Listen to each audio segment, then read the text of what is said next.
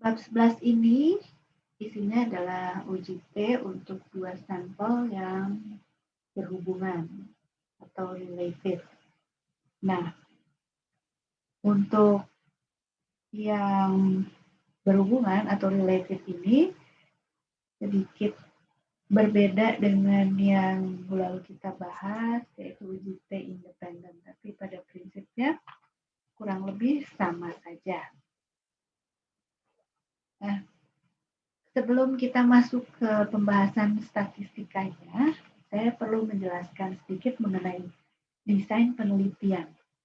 Desain penelitian yang kita bahas untuk kaitannya dengan uji T related adalah desain penelitian uji berulang atau repeated measures. Mengapa kita perlu membicarakan tentang desain penelitian? Karena pada dasarnya uji-uji statistik itu dirancang atau dibuat ya untuk menganalisis hasil penelitian. Nah, dengan desain penelitian yang berbeda itu diperlukan uji yang berbeda.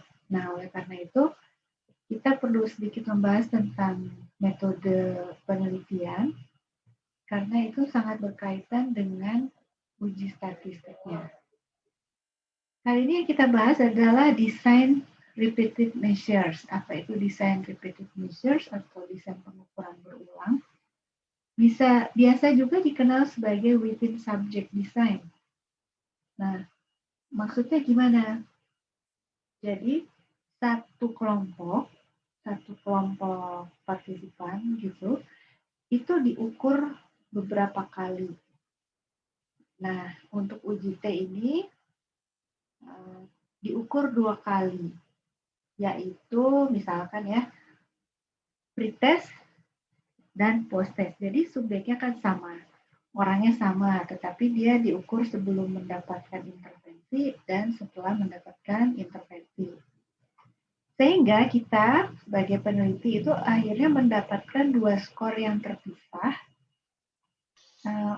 untuk setiap individu di dalam kelompok sampel itu, ya. Jadi apa keuntungannya? Keuntungannya subjeknya menjadi lebih sedikit dibandingkan subjek yang kita perlukan untuk pengukuran kelompok yang between subjects. Kenapa? Karena kita hanya punya satu kelompok, ya, subjeknya sama, digunakan untuk 2 kondisi perlakuan yang berbeda. Jadi, kita tidak memerlukan subjek yang terlalu banyak. Ya. Kalau dibandingkan dengan yang between subjects, within subject ini hanya membutuhkan subjek sebanyak setengahnya saja. Ya. Kemudian, sebagai akibat karena kita tidak menggunakan kelompok pembanding, ya kelompok lain, misalnya kelompok eksperimen dan kelompok kontrol, kita hanya menggunakan satu kelompok, sehingga tidak ada resiko akibat partisipannya itu di dalam tiap kelompok perlakuan itu berbeda secara signifikan. Kalau 2 kelompok, akan ada resiko bahwa kelompok yang satu itu tidak setara dengan kelompok yang lain, sehingga perbedaan skornya itu bukan karena intervensi, tetapi karena memang kelompoknya dari awal sudah tidak setara. Ya, itu yang maksudnya kelompoknya itu berbeda secara signifikan sebenarnya. Nah, kita bahas dulu yang design related samples ini. Desain sampel yang berhubungan atau berkorelasi ini ada 2 macam, yaitu ada yang repeated measures, seperti yang tadi kita bahas, ada yang namanya match sample. Keduanya ini menggunakan metode statistika yang ekivalen ya, sama. Menggunakan jumlah subjeknya itu berbeda. Kenapa? Karena subjek pada match sample itu membutuhkan 2 kali lebih banyak dibandingkan yang repeated measures. Jadi subjeknya seperti pada uji T yang independen itu, ya, pada desain kelompok yang between subject. Maksudnya gimana sih match samples ini? kalau repeated measures tadi kita sudah bahas ya, jadi pengukurannya desain pengukuran yang berulang, desain penelitiannya begitu, berulang pengukurannya. Nah sekarang yang match samples itu seperti apa? Yang match samples itu keunggulannya tuh seperti desain pengukuran yang berulang tadi, hanya kita pakai dua kelompok subjek. Nah, perbedaannya dua kelompok subjek dengan yang related, pada match subject itu setiap individu di dalam sampelnya itu berpasangan dengan satu individu di kelompok yang lain. Jadi, berpasangan match itu seperti apa ya, sekembar mungkin lah gitu antara individu dalam satu kelompok dengan individu di kelompok lain. Jadi kalau ada anak kembar yang mau dites, maka anak kembar ini diundi, yang satu masuk kelompok A, misalnya yang satu masuk ke kelompok B. Jadi dengan demikian, kedua kelompok itu akan menjadi seidentik mungkin. Memang partisipannya tidak identik dengan pasangannya, tetapi sekembar atau semirip mungkin. Ya. Nah,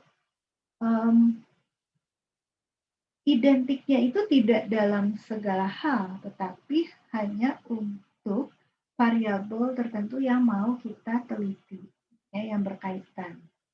Jadi misalnya kita mau buat intervensinya itu metode pengajaran tertentu misalnya. Nah, kita ketahui bahwa metode pengajaran apapun itu selalu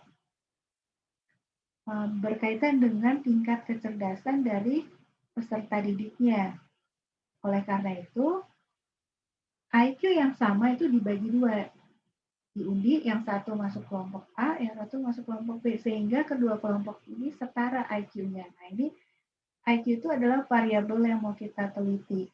Jadi nggak perlu kita menyetarakan semuanya, hanya cukup untuk variabel-variabel yang kita mau teliti saja, yang berkaitan. Istilahnya di sini tuh biasanya variabel sekunder, itu yang akan memengaruhi penelitian kita.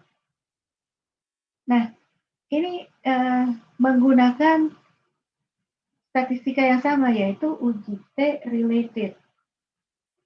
Walaupun perbedaan kelompoknya yang satu kelompok, yang ini dua kelompok.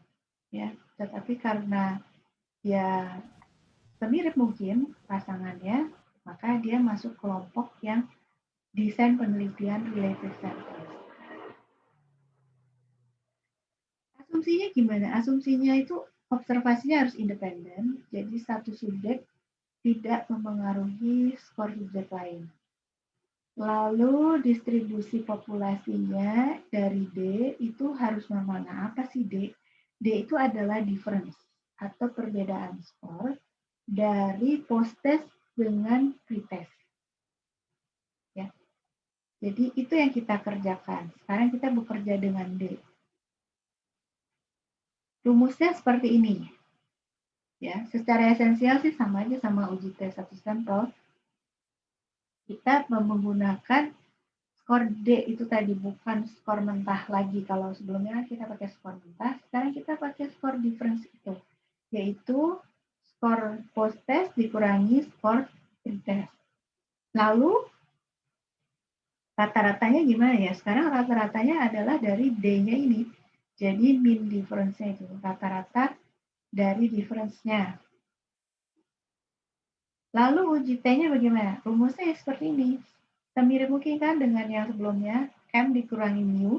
Hanya di sini yang kita kerjakan adalah dengan difference, jadi mean difference dikurangi mu difference, dibagi standard error of measurement difference. Variansnya sama SS per DF, dan ini standard error of measurement-nya adalah akar dari varians dibagi N. Rumusan hipotesisnya juga sekarang pakai mu D. Ada embel-embel D-nya ini, difference-nya. Ini untuk hipotesis 0, ini untuk hipotesis penelitian, ini untuk yang dua arah, ini yang untuk satu arah. Ya, bisa lebih besar sama dengan atau lebih kecil sama dengan. Ini hipotesis penelitiannya. Ya, pasangannya begini. Oke, nah bagaimana logikanya? Yang mau kita estimasi itu kan adalah populasinya. Populasi difference-nya itu. Jadi mu D-nya itu kita bisa estimasi dari data sampel.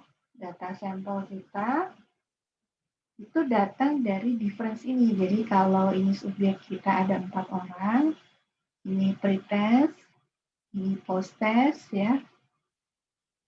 Nah, ini difference-nya adalah 14 kurang 10 gitu ya. Terus sampai 12 kurang 11 gitu. Ini. Nah, data ini D ini yang sekarang kita pakai untuk uji statistiknya. Ya.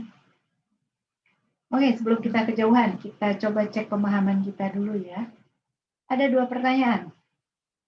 Dari A sampai D ini, yang mana pengukuran berulang akan cocok? Untuk yang mana? Terus, yang pertanyaan kedua, yang mana yang menunjukkan penelitian match subject? Oke, yang pertanyaan pertama dulu. Yang mana yang menunjukkan pengukuran berulang? Yang A, B, C, atau D? Yo, yang mana yang menunjukkan pengukuran berulang?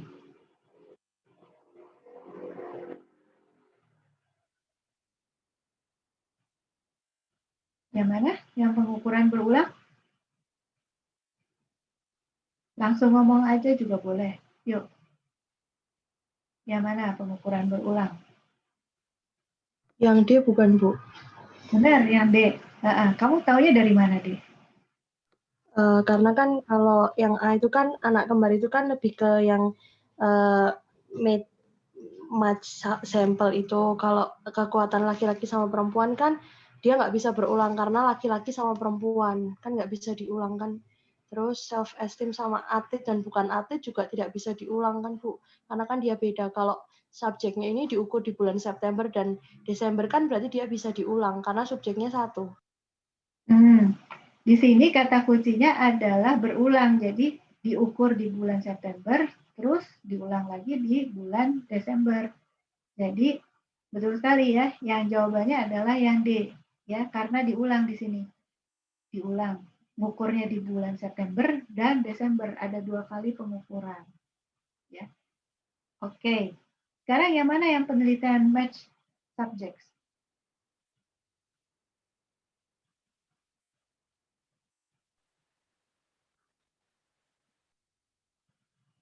Yo, yang mana yang match subject?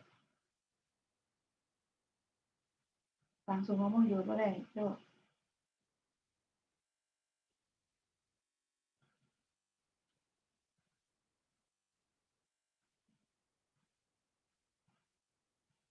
Yang mana yang match subject?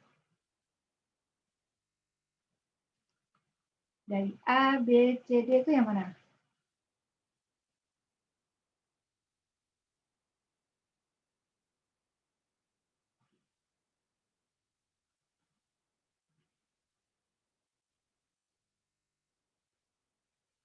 Ayo, guys. Yang mana nih? Menurut saya yang A, Bu. Nah, kenapa yang A? Karena kalau mencari yang semirip mungkin setara sesuai variabel yang dicari itu, kalau anak kembar itu kan dia mempunyai kesamaan. Artinya kalau kembar kan usianya sama, terus kemungkinannya juga dia pada lingkungan yang sama gitu. Nah, kalau anak laki-laki dan perempuan itu dia kan kalau melihatnya kekuatan itu laki-laki dan perempuan tidak bisa disetarakan, tidak bisa mirip. Kemudian kalau self esteem antara atlet dan bukan atlet juga dia sangat bertolak belakang. Menurut saya seperti itu, Bu. Bagus. Betul ya. Jadi yang di sini yang penelitian match subject itu yang contohnya itu adalah yang anak kembar di tes IQ. Kemungkinan IQ-nya kurang lebih sama aja kalau anak kembar ya. Kemungkinan, apalagi kalau kembar identik. Ya, ini contoh penelitian match subjek. Oke, bagus. Sekarang kita lanjutkan. Kalau untuk yang pertama dulu, penelitian match samples membutuhkan hanya 20 partisipan untuk mendapatkan 20 skor untuk tiap kondisi yang dibandingkan. Benar apa salah nih?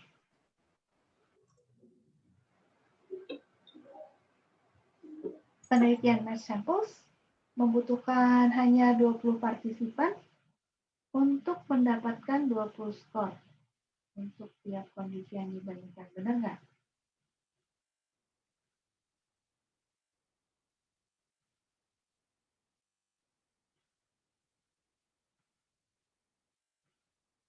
Oke.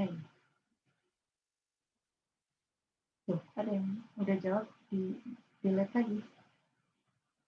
Yuk, siapa yang mau langsung ngomong juga boleh.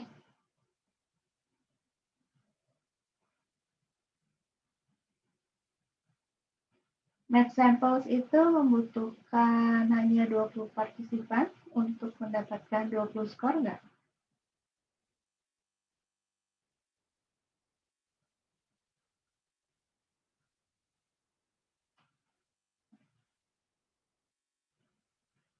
Yo, benar apa salah? Ini baru berapa? 4 orang yang jawab. Yuk, siapa yang mau ngomong? Mau pakai annotate juga boleh. Saya mau coba, Bu. Silakan. Kalau menurut saya salah, karena kalau semisal membutuhkan 20 skor, berarti harus 40, karena mereka berpasangan 20-20 dapat 20 skor. Betul. Kalau match harusnya 40 ya. Betul sekali. Jadi bukan 20 ya. Ini kalau 20, ini yang within subjects ya, yang pengukuran berulang. Oke, bagus. Sekarang yang kedua, dengan meningkatnya variance difference scores, kekuatan statistik T akan menurun. Nah, kalau ini kita harus lihat rumusnya. Ya, supaya kita bisa paham. Saya kembali dulu ke slide sebelumnya ya.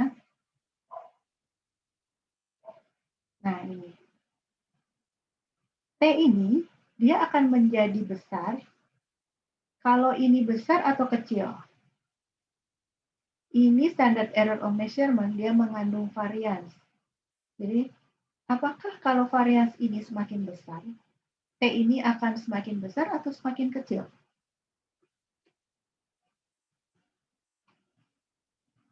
Yo, siapa yang mau jawab?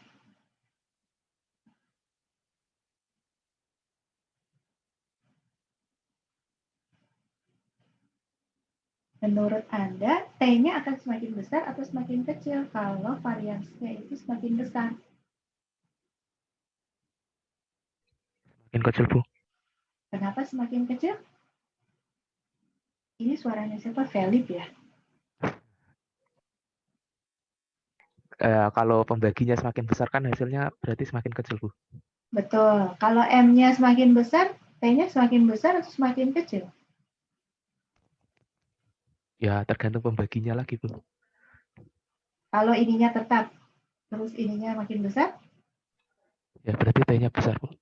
Ya, berarti T ini akan besar, kalau M-nya besar, ininya kecil. Variansnya ya. Oke, berarti ini benar apa salah?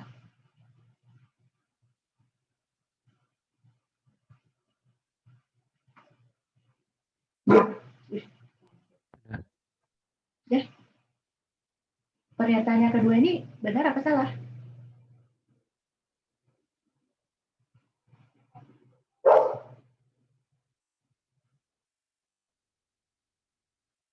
Oke, iya, sudah ada yang jawab ya. Betul sekali. Ini akan menjadi benar. Ya, karena apa? Karena meningkatkan varians akan meningkatkan pembaginya sehingga menurunkan statistik T. Ya, betul sekali. Baik, kita lanjutkan ya. Nah, sekarang bagaimana kita menguji hipotesis untuk desain pengukuran detektif ini ya? Uji hipotesisnya gimana? Kita menggunakan langkah-langkah yang sama dengan uji T yang sebelumnya, ya. Nah, ini saya ambil contoh dari buku halaman, halamannya nggak saya tulis. Example 11.2, ya. Contoh 11.2 ini ceritanya itu begini. Kalau kita mengalami rasa nyeri, maka salah satu refleks yang banyak terjadi itu adalah mengumpat, ya. Misalnya kita kejeduk pas lagi ngambil ada barang jatuh, terus kita membungkuk, lalu pada saat berdiri lagi kepala kita kejeduk meja misalnya ya, atau kita lagi mau mukul paku pakai palu, lalu jempol kita ikut kepukul, ya. Itu mungkin salah satu refleksnya adalah mengumpat mungkin ya. Itu tuh di sini penjelasannya seperti itu. Lalu ada penelitian dari Stevens, Atkins, dan Kingston ya. Mereka membuat eksperimen untuk membandingkan mengumpat itu tadi dengan respons lainnya ketika seseorang mengalami rasa nyeri. Nah, dalam penelitian ini, partisipan itu diminta untuk memasukkan tangannya ke dalam air es, ya, selama mungkin, selama yang mereka bisa tahan nyerinya itu. Separuh partisipan itu disuruh mengulang-ulang kata-kata umpatan yang mereka sukai gitu ya, yang menjadi favoritnya mereka gitu ya. Terus diulang-ulang selama mereka bisa meletakkan tangannya di air es itu. Separuh partisipan yang lain itu disuruh mengulang-ulang kata-kata yang netral. Nah, kemudian partisipannya itu disuruh memberi peringkat tingkat nyerinya, dan peneliti itu merekam, mencatat ya, berapa lama partisipan itu tahan memasukkan tangannya di air es itu. Setelah istirahat sejenak, kedua grup ini bertukar. Jadi yang tadinya mengumpat sekarang menggunakan kata-kata netral, dan yang tadi pakai kata-kata netral sekarang disuruh mengumpat. Hasilnya ternyata mengumpat itu secara signifikan itu bisa membuat kita lebih toleran pada rasa nyeri. Kenapa? Di sini penjelasannya itu karena di sini penjelasannya itu bisa membuat semacam distraksi, ya. Kita tidak berfokus pada nyerinya, tetapi kita terdistraksi sehingga rasa nyerinya itu menurun, ya. Nah, ini data yang dipakai untuk penelitian ini.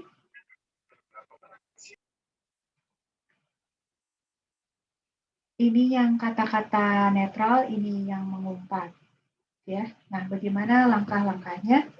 Pertama kita hitung dulu D-nya. D-nya itu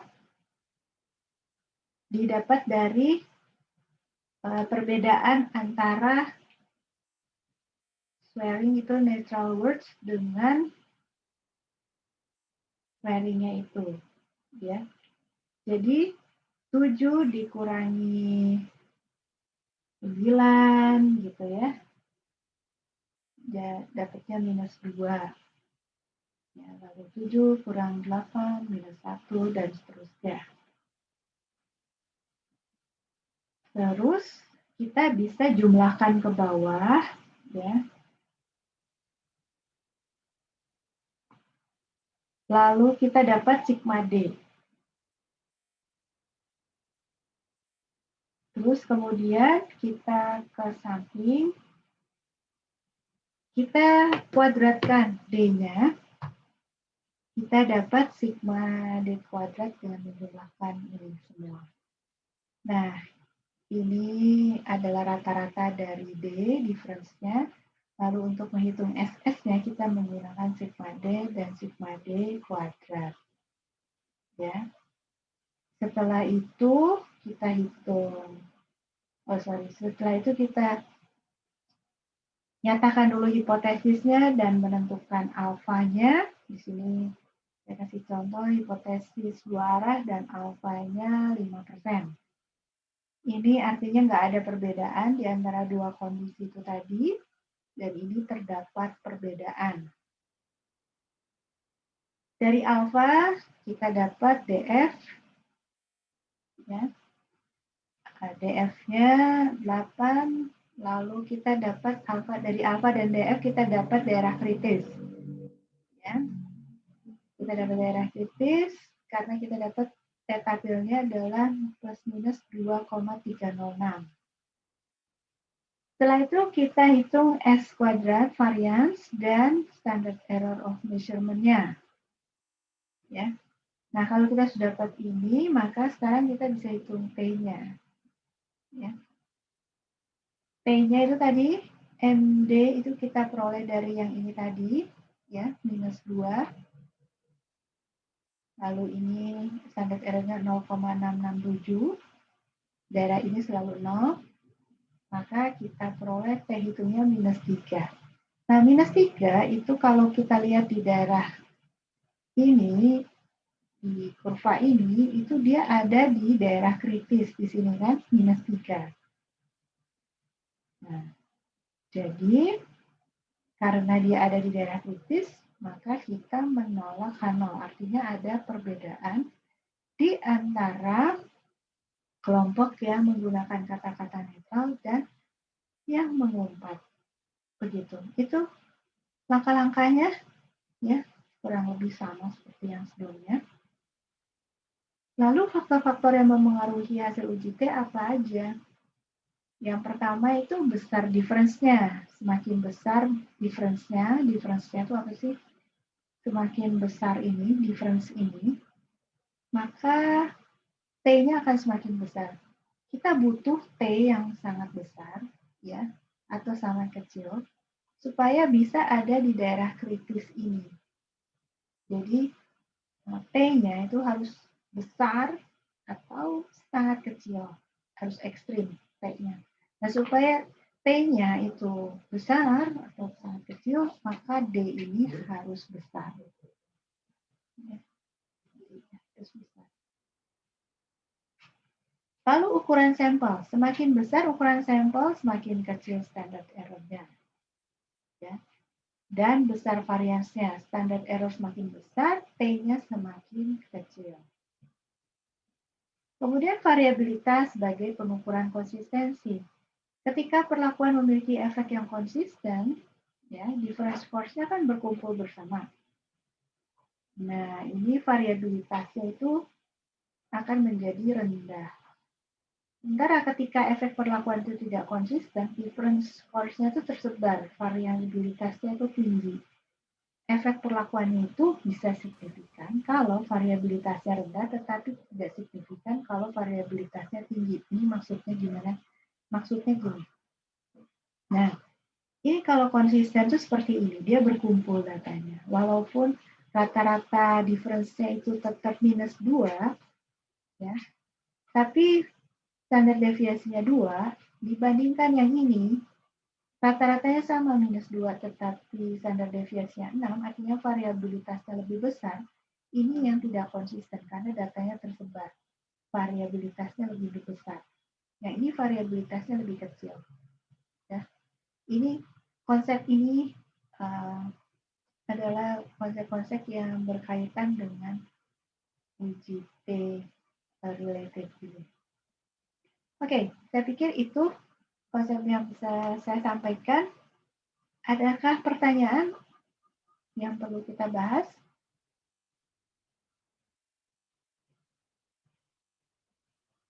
Adakah bagian yang perlu diulang?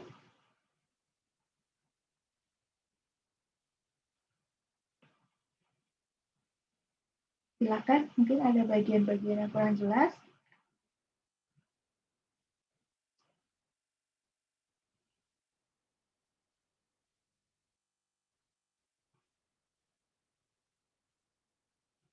Silakan, ada yang mau bertanya?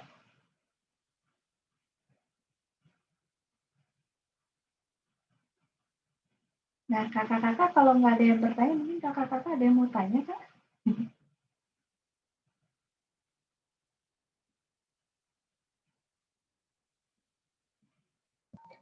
Bu, kayaknya karena kemarin menurut saya banyak yang masih nanya tentang DF, bagaimana cari DF gitu. Kayaknya Ibu harus menunjukkan gambar yang ini, Bu.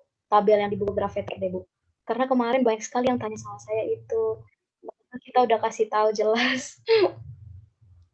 DF. DF kan N1. Nah, mereka mencarinya itu di tabel mana? Di buku Grafeter di bagian mana? Mungkin itu kayaknya, Bu. Oke.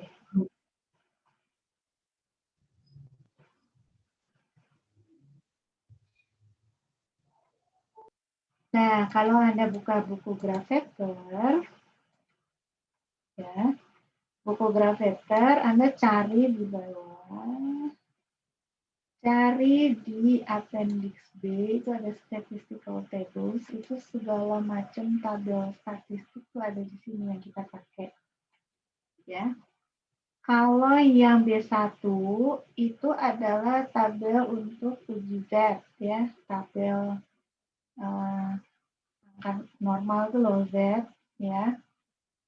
Kalau yang appendix B, tabel B2, nah ini yang kita pakai untuk uji T, ya, uji T. Nah di uji T ini sebelah kirinya itu DF, ya. Lalu sebelah kanannya ini adalah alfanya. Ya. Yang atas ini adalah untuk uji satu arah, one tail. Kalau yang bawah itu untuk yang dua arah atau two tails. Nah, kalau N-nya kita itu katakanlah N-nya 10, kelompoknya hanya ada 1, maka DF-nya N-1. Tetapi kalau kelompoknya ada 2, maka DF-nya itu N1 min 1 ditambah N2 min 1. Jadi kita lihat dulu ini kelompoknya ada berapa? Ada 1 atau ada 2? Kalau uji independen, tes independen, kelompoknya ada berapa? 1 atau 2? Untuk uji T independen yang minggu lalu itu kita bahas tuh kelompoknya ada 1 atau 2? Supaya masih ingat kelompoknya, ya? Berapa kelompoknya? 1 apa 2? Coba Lia, masih ingat nggak Lia Yohana?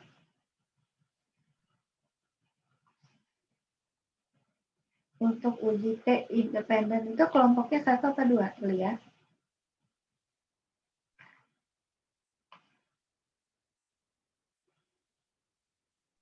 Dua, Ibu. Betul, 2. Ya. Kalau yang hari ini kita bahas, yang within subject kelompoknya ada 1 atau 2?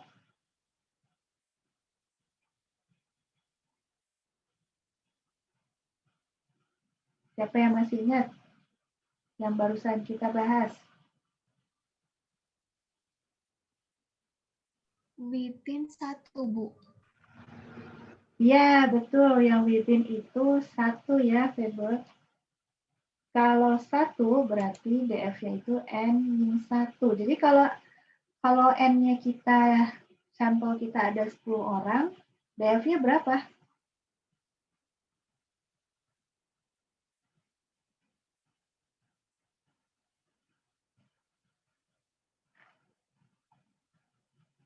Ayo, berapa? 1,833, Bu. Pertanyaannya DF-nya bukan. Oh, DF-nya 9. DF-nya 9, betul. Nah, daerah T-tabelnya atau daerah kritisnya itu akan terbentuk kalau ada T-tabel. Nah, T-tabelnya itu tergantung dari alfanya. Alfanya mau berapa, dan uji satu pihak atau satu arah, one tail atau two tails, ya. Tergantung itu. Kalau sekarang DF-nya kita sudah dapat 9, kita pakai uji dua arah, ya. Two tails ya, berarti kita ambil alfanya 5%. Siapa yang dapat? Berapa T-tabelnya? N-nya 10, two tails 5%. Berapa T-tabelnya? 2,262, Bu. 2, salah. 2,262, Bu. 2,262 ini ya? Iya. Ya, oke, betul sekali. Ya, karena ini 5%, two tails, I-nya DF-nya 9. Sekarang, kalau N-nya 11, two tails 1%. Berapa T-tabelnya? 3169, Bu. Betul. 1% di sini untuk two tails itu N-nya 11 jadi DF-nya 10. Jadi kita dapat 3,169. Gitu ya. Bagus. Sekarang kalau N-nya 8, one tail 5%.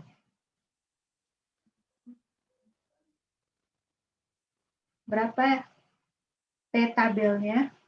2,365, Bu. Kenapa 2,3? 1,895, Bu. Iya, betul. One tail 5% ada di sini ya. One tail 5%. Dan ininya DF-nya 7 kan. Jadi 1,895. Gitu ya. Satu lagi terakhir. N-nya 6. One tail 1%.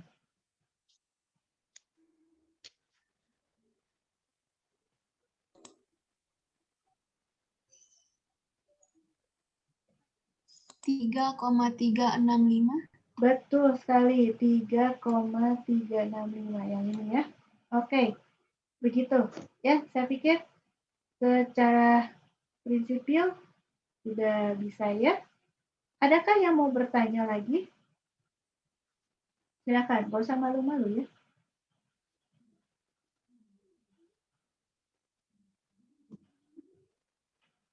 Kak Yunika atau Kak Maria mungkin ada pertanyaan?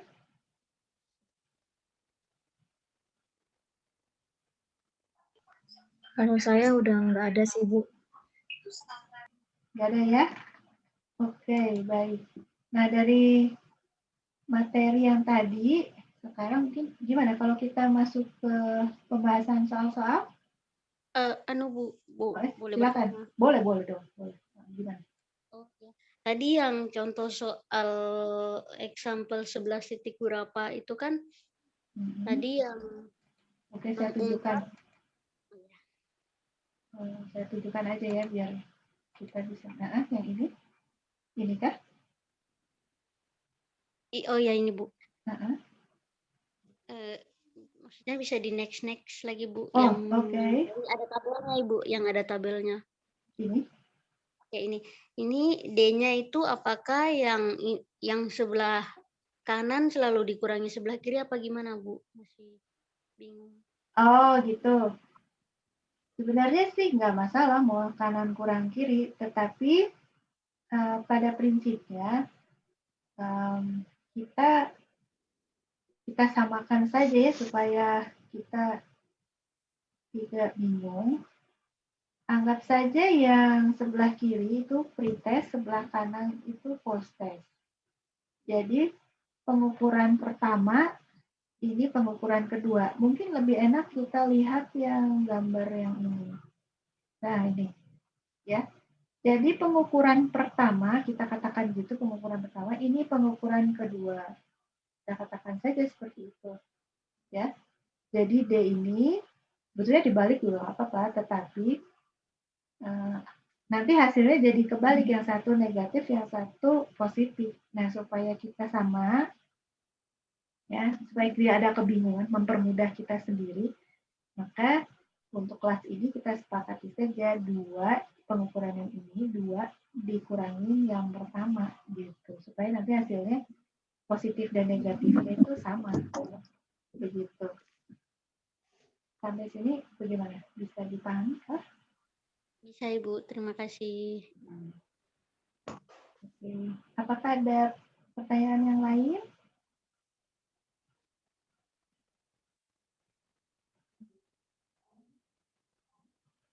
Bagaimana? Kita masuk ke ke kelompok-kelompok untuk pembahasan soal. Boleh, Bu. Oke ya. Kita ada berapa orang yang ada lengkapkah kita di sini? Ada, Bu. Christine ada kah? Ya tadi. Tidak ada. Ada Bu, ada. Oh, Christine. Oh, ada. Oh, udah datang. Saya tadi aku nggak lihat Christine. Oke, Christine sebentar.